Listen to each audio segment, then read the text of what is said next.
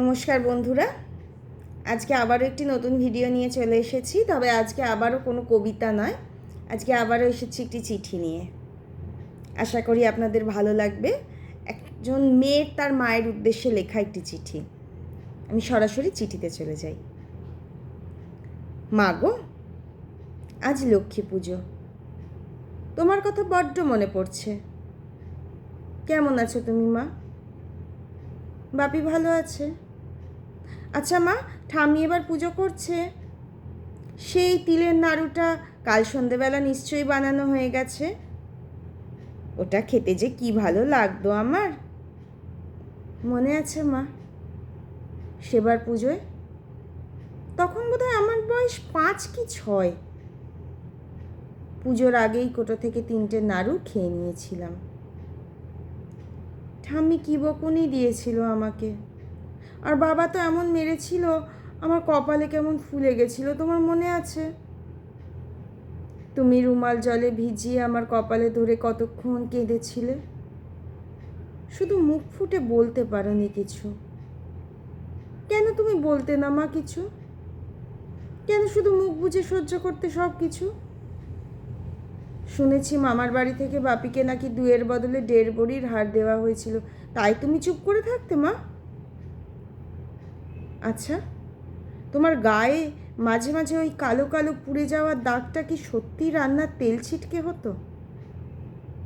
কই, বাপি যেদিন থেকে একটা দিক পড়ে গিয়ে সারা জীবনের মতো বিছানাকে আশ্রয় করলো, তারপর থেকে তো আর ওই দাগটা পড়তো না। সিগারেটের ছোঁয়ার দাগটা কেমন হয় এখন আমি জানি মা। মাগো, বাপির যখন ওই মারাত্মক অবস্থাটা হলো, তারপর তোমার সেবা দেখে সবাই বলতো তুমি নাকি লক্ষ্মী বউ। তবে কেন ঠাম্মি তখনও বলতো তোমায় অলক্ষ্মী? কেন আমায় বলতো অলক্ষ্মী মায়ের অলক্ষ্মী অপয়া মেয়ে আমি? কেন ভাইকে আদর করে বলতো যে বাপির মতো বাপকা বেটা হয় যেন? মাগো, যেদিন বাপি আমার সাথে অমিয়র বিয়ের কথাটা বলেছিল, সেদিন আমার জন্মদিন ছিল। আমি সবে পা দিয়েছিলাম 18-তে। সেই বছরই ছিল আমার এইচএস পরীক্ষা। মনে আছে, তুমি বলেছিলে তোমার ইচ্ছা তোমার মেয়ে কলেজে পড়ুক। সেই প্রথম তোমায় আমি মুখ ফুটে কিছু বলতে শুনেছি তোমার মেয়ের জন্য।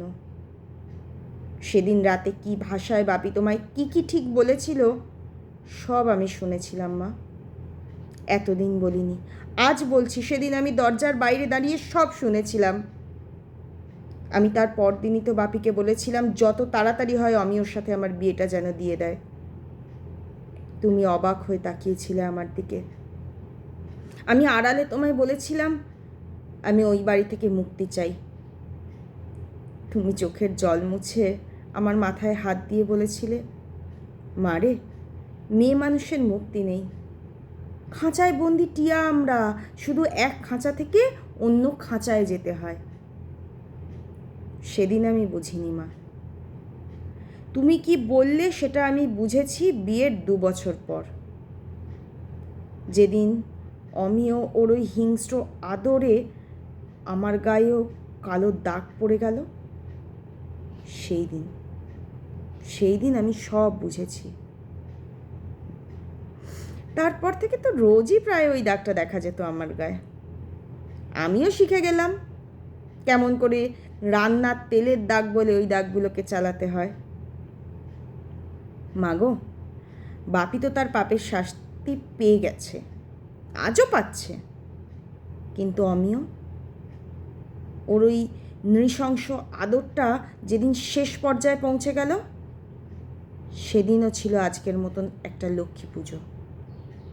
কটা টাকার লোভে ও যখন ওর অফিসের সুজয়কে মাতাল অবস্থায় আমার বেডরুমে এনে ঢোকালো, বিশ্বাস করো মা, সেদিন আমার মাথা খারাপ হয়ে গেল।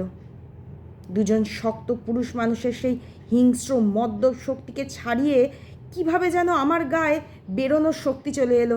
আমি সোজা গিয়ে দরজার খিলটা নিয়ে, ওই সুজয় আজও একটা চোখে দেখতে পায় না। আমার খিলে সজোর আঘাতটা ওর চোখের কুদৃষ্টিটার ওপর পড়েছিল। আর অমিয়র কপালে আজও সেই সেলাইয়ের দাগটা জল করছে। আজ 7 বছর পর আরও একটা লক্ষ্মী পুজো। আমি এখন পুজোর সব কাজ শিখে গেছি। সব কাজ সেরে এখন আমি লিখতে বসেছি। জানি এই চিঠি তোমার কাছে যাবে না, আমি পাঠাবও না, কারণ তোমরা তো জানোই না যে আমি কোথায়। অমিও পুলিশের কাছে যেতে পারেনি, কারণ ও জানে আমায় খুঁজে পেলে বিপদ ওরই বাড়বে। তোমাদের কি বলেছিল আমি হারিয়ে যাওয়া নিয়ে আমি জানি না। জানো মা, আমি ভালো আছি, খুব ভালো আছি। আমি এখন যে অনাথ আশ্রমে আছি, এখানে ছোট ছোট 25টা ছেলে মেয়ে আমাকে মণিমা বলে ডাকে।